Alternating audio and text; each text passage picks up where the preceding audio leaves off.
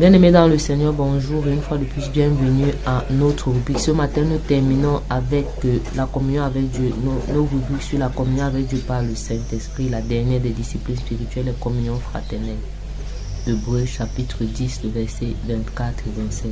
Alors, c'est quoi la communion fraternelle?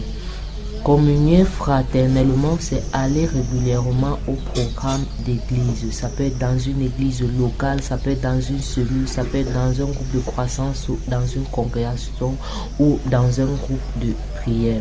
Cela consiste juste à y aller pour participer avec des frères tous ensemble, à écouter la parole de Dieu, à louer, adorer le Seigneur, à prier et à s'encourager mutuellement. C'est ça les communions fraternelles.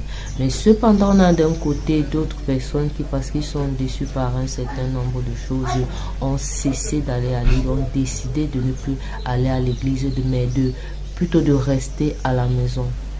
Nous allons commencer en disant à ces personnes-là que l'église n'est pas le ciel, l'église n'est pas le paradis.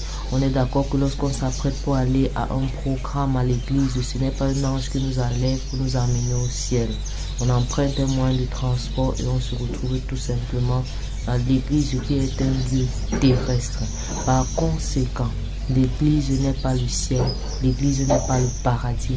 L'église, c'est l'hôpital du Seigneur sur la terre, avec pour médecin principal le Saint-Esprit, le médicament, la parole de Dieu, et les aides soignants, les différents dons de ministère. Éphésiens chapitre 4, à partir du verset 10, la Bible dit que le Seigneur nous a fait don des hommes, que j'appellerai ici des aides soignants, pour le perfectionnement du saint.